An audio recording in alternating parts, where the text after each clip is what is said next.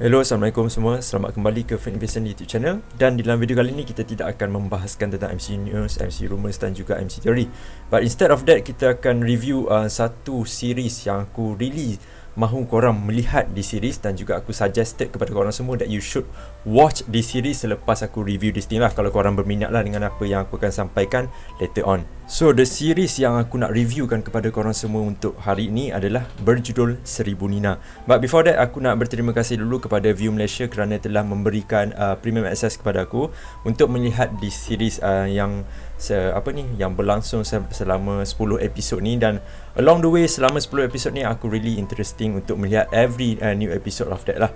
So literally Seribu Nina, apakah this series akan tawarkan kepada kita semua, right after aku dapat tahu that View Malaysia mahu aku melihat this series Seribu Nina ni, aku pun rasa korang tahu that aku ni not a person yang basically menghabiskan masa untuk melihat drama Melayu ataupun series Melayu pukul 7 dan sebagainya. I'm really not interested of that lah. Tapi since View Malaysia telah membagi aku peluang untuk melihat series ni, aku terbukalah untuk mengambil peluang tersebut kan. So my perspective towards Seribu Nina at the first place, sebelum aku melihat the trailer ataupun the series dan sebagainya, aku expected that this series is going to be one of the series yang macam, oh, Seribu Nina, apakah di series akan tawarkan? Adakah ini series berkenaan dengan, Nina, kamu ambil syarikat bapak ya, mengholding, bapak dah tak sanggup nak pegang syarikat bapak, Nina ambil lah, Nina recruit lah siapa-siapa dan sebagainya. You know, that typical Malay punya series, Malay punya drama dan sebagainya. Itu adalah expectation aku lah kan. But right after aku dapat tahu that this Seribu Nina merupakan series yang berkaitan dengan multiverse. Yes, bukan multiverse MCU saja dapat offer ataupun DCU dapat buat Flashpoint dan sebagainya. Yes, our Malaysia people pun boleh buat this kind of multiverse punya series. Dan ini kita perlu ucapkan terima kasih juga kepada pengarah untuk series Seribu Nina ini, iaitu Umi Salwana Omar. Bagi aku the direction yang dia bawakan kepada series ini sangat bagus, to be honest, dan ianya sangat kreatif. Okay, so kita pergi kepada sinopsis lah, short sinopsis untuk korang faham apa Seribu Nina ini akan tawarkan kepada korang yang mahu melihat di series, right? So Seribu Nina, this is series about seorang lelaki yang bernama Amar. Dia bekerja sebagai seorang lecturer, dan dia ni, kalau korang tengok dia pun, dia ni nampak macam mak jambu, seorang yang soft spoken, seorang yang well dedicated, seorang yang well organised punya person. And maybe aku boleh labelkan Amar ini sebagai something like perfectionist. Dia taklah perfectionist, tapi in every way dia selalu mencari that kind of perfection dalam kehidupan dia, termasuklah dalam mencari pasangan juga. So dan dalam series ini, girlfriend dia iaitu Nina yang dilakonkan oleh Adriana Anand, dia ni something like terjah saja apa yang jadi. Jangan fikir panjang, jangan fikir banyak-banyak.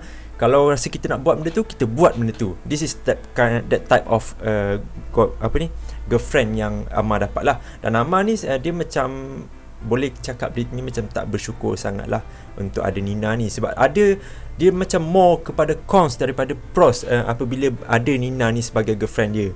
Dan tiba-tiba ada seorang bounty hunter yang datang untuk memburu Nina ni, untuk membawa Nina ni pergi ke dimensi yang lain. Dan tambahan pula ada lagi bounty hunter yang lain juga mencari Nina lah along the way.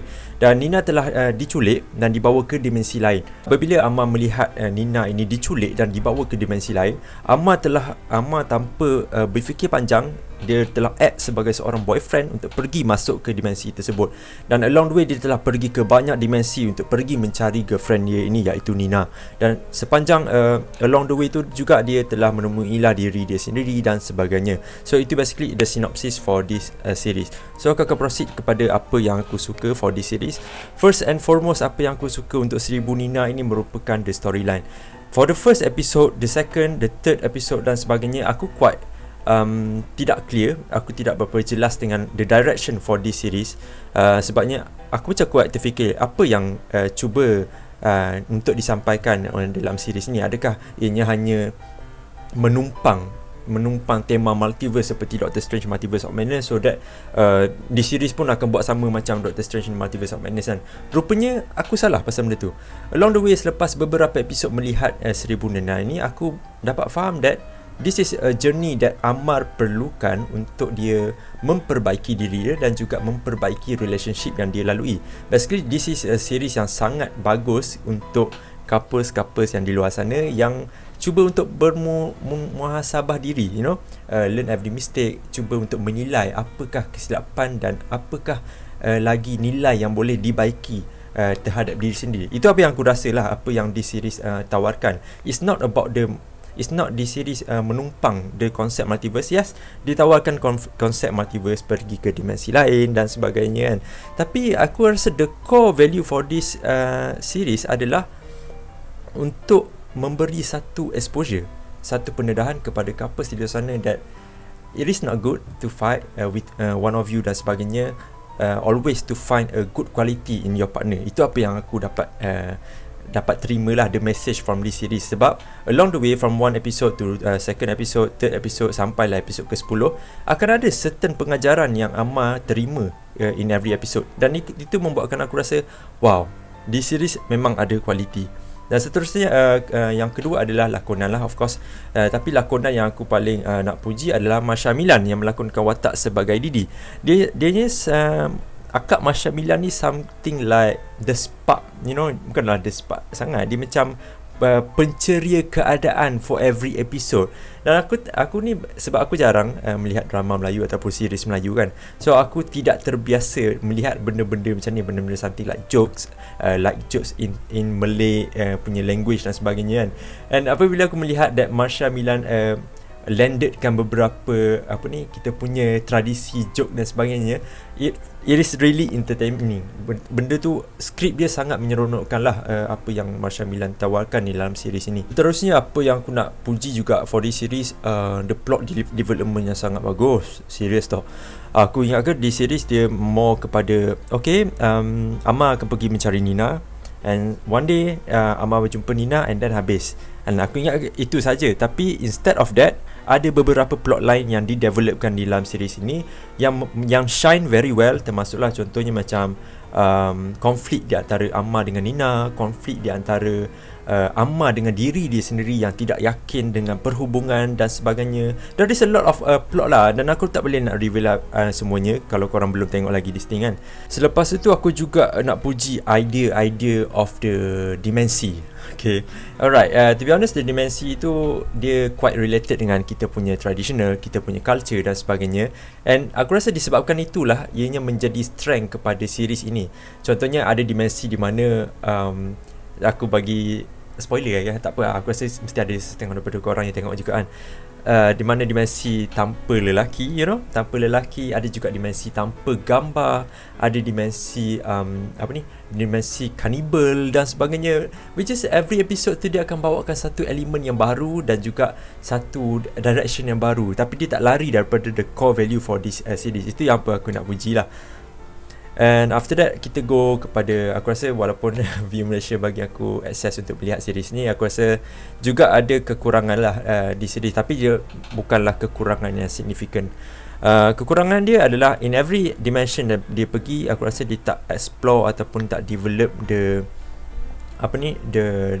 dimension itu very well. Tapi ianya acceptable sebabnya aku rasa itu bukan message yang penting lah untuk disampaikan dalam series ni. Aku rasa korang faham kot apa yang aku cuba nak sampaikan. And after that, ada beberapa lakonan daripada pelakon-pelakon ini yang nampak quite kaku. I don't know if this is something like luar daripada kebiasaan yang diorang lakonkan ke, ataupun is it benda tu salah aku sebab aku tak biasa tengok drama Melayu dan sebagainya. Tapi itu adalah beberapa slack lah. Dia tak banyak sangat pun. Dia macam ada a bit kind of turn off dan sebagainya. Tapi overall, apa yang aku boleh katakan, this series really provide more pros daripada cons. Itu yang Amar rasa lah about this series kan. So itu adalah my likes and dislike lah for this series. Kalau korang tanya aku, Wafi, is it really worth it untuk habiskan masa melihat 1000 Nina yang mempunyai 10 episod dan juga every one episode berdurasi selama 1 jam, 50 minit, 49 minit dan sebagainya? Yes, it really worth it. Aku pun tak sangka yang aku really akan enjoy this series very very much. Every lakonan, every script, every jokes yang landed very perfect, every angle of the dimension dan sebagainya. Bagi aku ini sangat ini adalah benda yang barulah yang pengarah bawakan kepada industri perfilman ataupun industri television punya series dan sebagainya. Ianya sangat bagus dan aku really memuji lakonan every pelakon, lakonan juga pengarah, lakonan technical wise dan sebagainya. Aku really suka di series. So 1000 Nina, berapa rating aku for this series? Rating aku akan bagi sebanyak 7/10. And aku really suggestkan korang untuk pergi melihat 1000 Nina di View. It is really entertaining. Dan kalau boleh kan, antara dimensi yang 10 ada beberapa dimensi yang ada.